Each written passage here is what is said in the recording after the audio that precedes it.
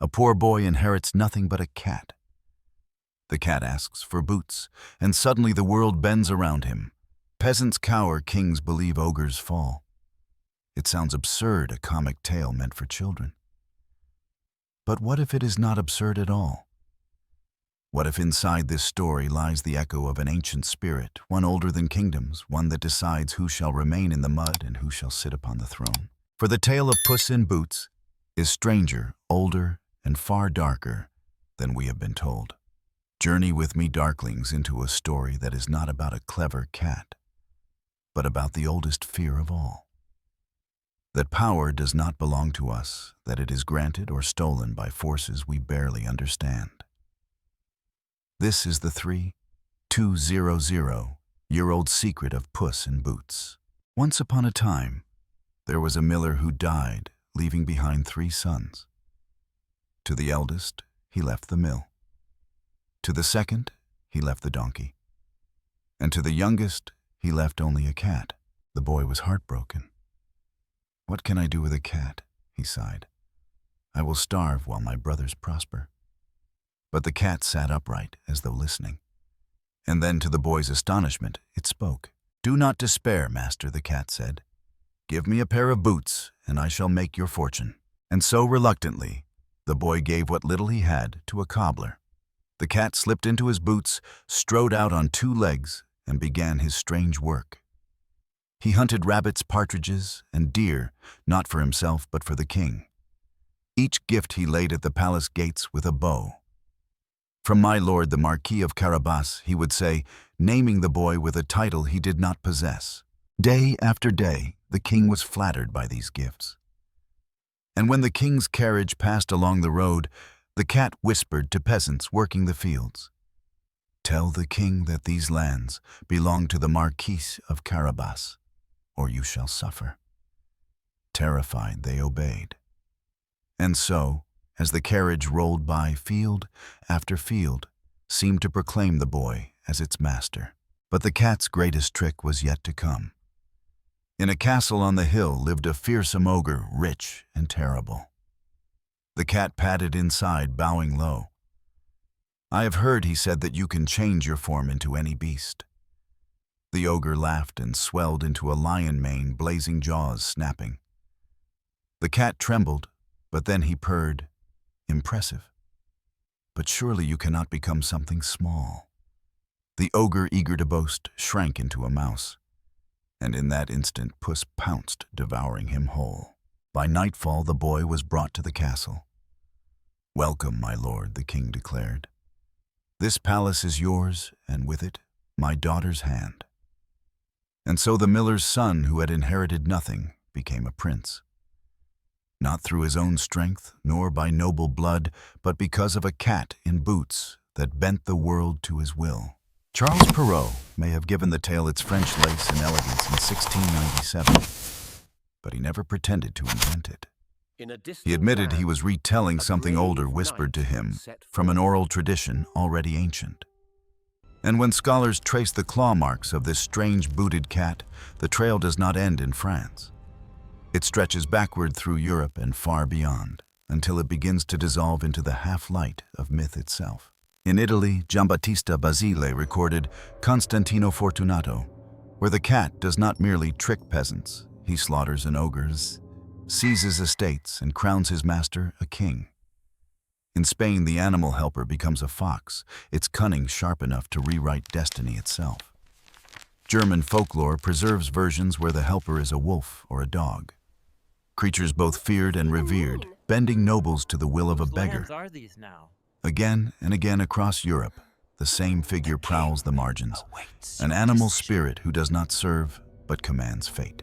But look eastward, and the shadow lengthens. Come along, little one. In the Panchatantra of India, compiled around 200 BCE, but drawing from far older traditions, trickster animals, cats, jackals, foxes, manipulate kings, cheat priests, and elevate the powerless. These fables are not merely morals for children. They are political weapons manuals of survival teaching that wit and guile, not birthright, decide who rules. One tale speaks of a Brahmin aided by a cat who terrifies an entire village into submission. Here the cat is no companion. It is destiny with claws. In Persian lore, the fox is a whisperer to kings, a schemer who bends the court to its will. Turkish folktales celebrate the hare who deceives stronger beasts, altering the fate of men. In Mongolian epics, wolves and snow leopards are spirit companions who choose which warrior may become Khan. Steppe legends speak of animals as heralds of Tengri, the sky god delivering sovereignty to those marked by fate. The motif is not European, it is universal. And older still in Egypt, the cat was sacred. Bastet, goddess of fertility and war, lioness and house cat, in one guarded the throne. To place boots upon such a creature was not a joke, it was a declaration. This was a being that walked between worlds divine and mortal, servant and sovereign. In Egyptian ritual art, animals clothed as humans were never mere parody. They were masks for the gods' forms taken when the divine walked among men. Even further west in the myths of the Norse, a similar pattern prowls. Loki, the trickster god, often takes animal form to deceive and elevate or destroy kings. Cats themselves were sacred to Freya, goddess of love and war, who rode a chariot pulled by great felines. A cat in boots, striding upright, would not have been comedy to them. It would have been an omen of divine interference. Notice the pattern, Darklings. Whether fox, wolf, hare, jackal, or cat, the creature is always liminal, half wild, half domestic, never fully one thing. It prowls the threshold between worlds, a mediator of destiny. The miller's son, the beggar, the outcast, without the beast, he is nothing. With it, he ascends to rule. This is not coincidence, this is memory. Memory of a time when humanity believed that sovereignty was not earned by blood, nor seized by strength, but granted by spirits who chose their vessel. And the strangest echo of all, in ancient Mesopotamian texts, kings were often described as shepherds chosen by the gods, guided not by men, but by animal spirits sent from the divine. The figure of the booted cat may well be the last surviving mask of these forgotten companions. Guardians, tricksters, gods in fur and claw, who decided the fate of kingdoms. If you think Puss in Boots is only fantasy, look to the evidence buried in stone and bone. The figure of the cat, the boots it wears, even the throne it wins. They all have roots in the archaeology of the ancient world. First, the cat itself. Long before Perrault that wrote his tale, cats had already been entwined with human destiny for millennia. The earliest domesticated cats appear in the Fertile Crescent over 9000 years ago, drawn to the grain stores of early farmers. But it was in Egypt that they rose to divinity. Archaeologists have uncovered entire cemeteries of mummified cats, wrapped in linen, buried with offerings of milk and mice. These were not pets. They were guardians, embodiments of Bastet and Sekhmet, protectors of hearth and throne alike. To harm a cat was a crime punishable by death. To follow a cat was to follow the will of the gods. And then, the boots. At first glance, they seem ridiculous, but in the ancient world, footwear was no trivial thing. Shoes were symbols of status. In Mesopotamia, clay tablets depict kings in tall boots, a sign they had authority to tread upon sacred ground. Roman law codified the difference. Slaves went barefoot, while citizens and generals wore boots as marks of freedom and command. Even in medieval Europe, to put on the boots was to assume office. The phrase survives in coronation rituals, where the sovereign is still ceremonially invested with footwear. To place boots on a cat, then, was not absurdity, it was a proclamation. This animal now walked in the sphere of kings and the throne itself. In Perrault's tale, the miller's son is transformed into a lord through his feline companion. Archaeology shows us why this motif may have resonated so strongly. Across Mesopotamia, inscriptions describe rulers as chosen by the gods through their animal messengers. Seals and reliefs show lions beside kings, Eagles perched upon their shoulders, serpents twined at their feet. These were not metaphors, they were symbols of legitimacy. The animal companion was the divine proof of sovereignty. Even in Europe, traces survive. In medieval bestiaries, cats were described as liminal creatures, eyes glowing in darkness, able to see what men could not. Boots, meanwhile, were gifts of power. Charlemagne was said to have received boots and spurs in his coronation, signs of divine sanction. The combination, the sacred cat clothed in royal boots, would have been instantly recognizable to older audiences, not as comedy, but as a ritual image. A symbol of divine appointment, cloaked in a children's story. And curiously, archaeologists in Viking-age Scandinavia have found graves of women buried with cats at their sides, their bodies adorned in fine leather shoes. Scholars debate their meaning, but one possibility looms large. These were priestesses of Freya whose chariot was drawn by giant cats. In their burial, the pairing of cat and boots was not whimsical. It was sacred. A sign that in life, these women had walked with the goddess chosen by fate to mediate between worlds. So when we see Puss in Boots stride across the page, we are not looking at absurdity. We are looking at fragments of archaeology, echoes of rituals, survivals of symbols that once crowned kings and sanctified queens. The boots mark sovereignty. The cat marks divinity. Together they form a test: who among mortals shall rise and who shall remain forgotten in the dust. Look closely. Darklings, and a pattern begins to surface. In myth after myth, the rise of a ruler is never left to chance.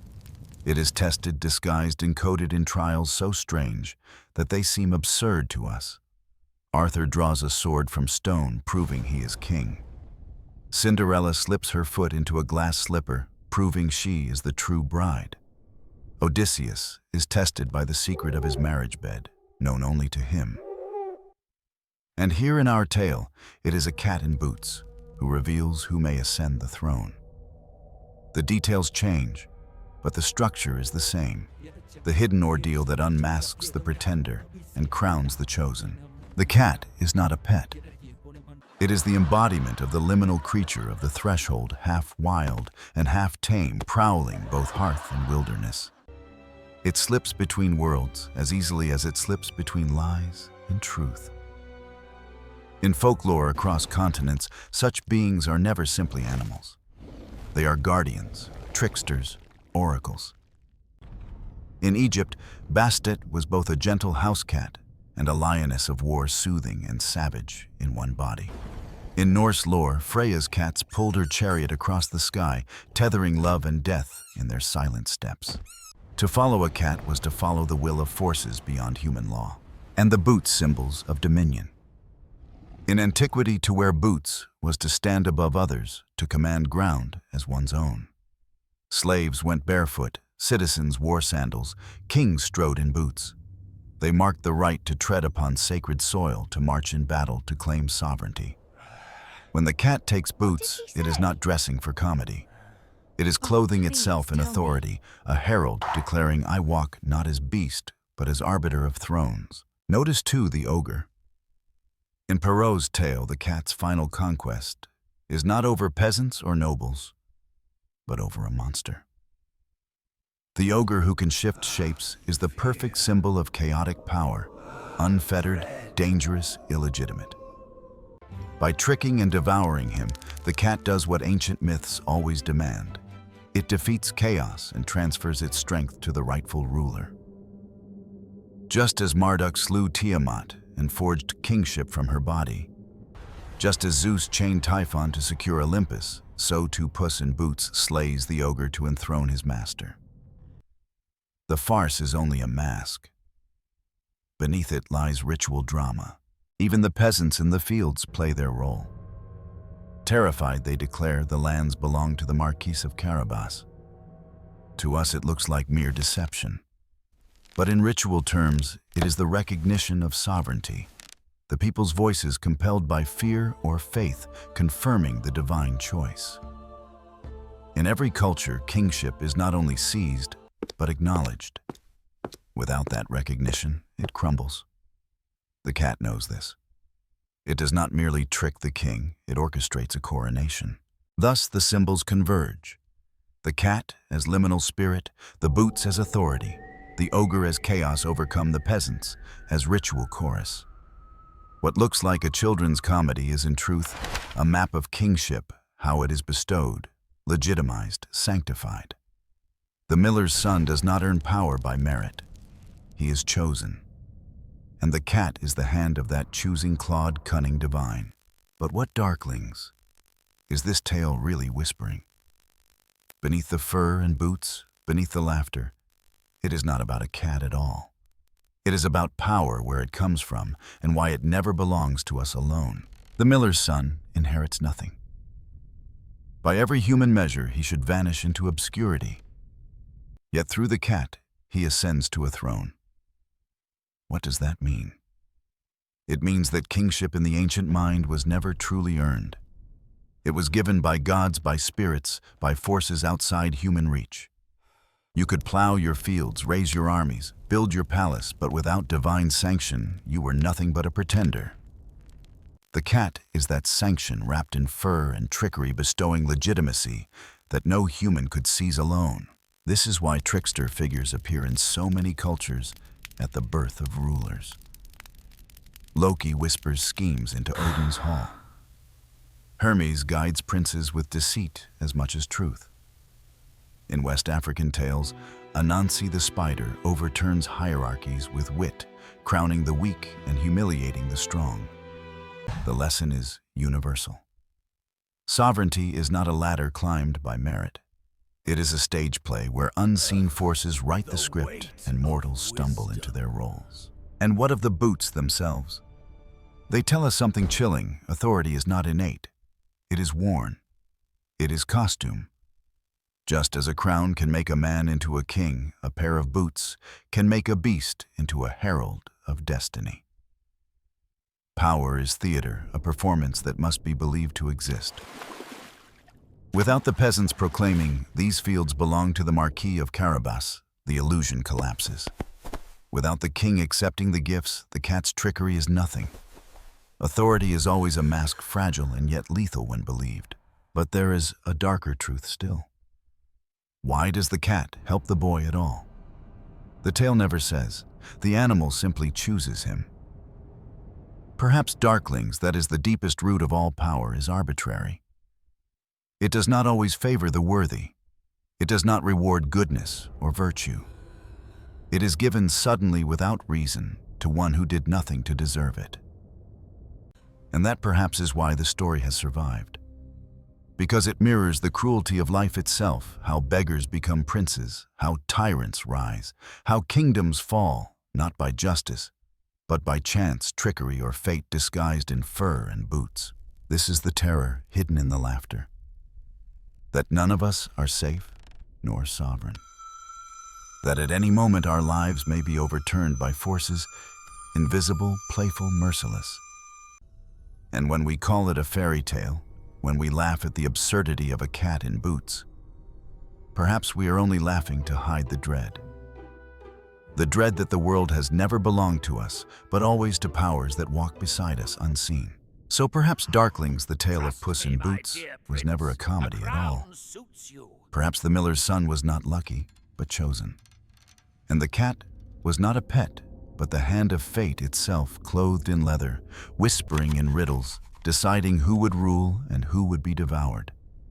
To laugh at the boots is to miss the terror that sovereignty does not belong to us, but to powers that play with us like mice and crown their favorites without reason. And if this is true, if a cat in boots is the last memory of spirits who granted kingship, then what of the other tales we tell our children?